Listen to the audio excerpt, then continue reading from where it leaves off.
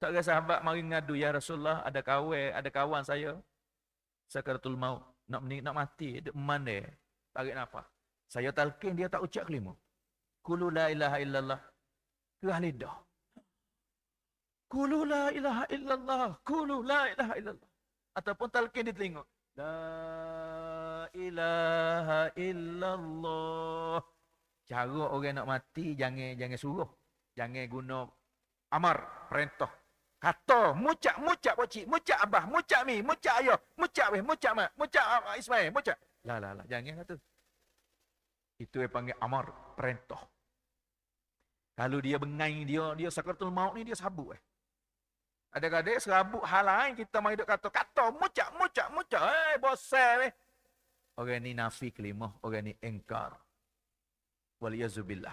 Sebab tu cara ulama ajar, kita baca, sebut di telinga. La ilaha illallah. Lebih panjang. La ilaha illallah. Tengok ada Kalau dia mulut gerak, ada cukup. Dia akhir kalah dengan kelima. Sahabat dah talqin tapi lah lidah. Dia mengadu dengan Nabi, ya Rasulullah, macam mana? Apabila ada berlaku macam ni dengan sahabat, perkara yang ajib. Tak biasa berlaku ni. Sahabat kerah lidah ni pelik, ajib lah. Nabi SAW paling tanya, dia ni adakah masih ada dua ibu bapa? Dia ada dua ibu bapa. Apa saya cerita ni banyak kali. Sekarang banyak anak muda kita banyak. Bahkan hadis Nabi nak kita buat peringat. Alamat kiamat yang paling dekat kata Nabi, dekat.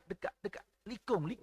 Bahasa Urdu kata, kiamat gir lete hai. Kiamat dah likung kita. Bila? Apabila kamu tengok anak perempuan telah buat hamba dengan ibu dia. Apabila kamu tengok anak laki-laki, anak jatah, telah kasih kepada kawan lebih pada ayah dia.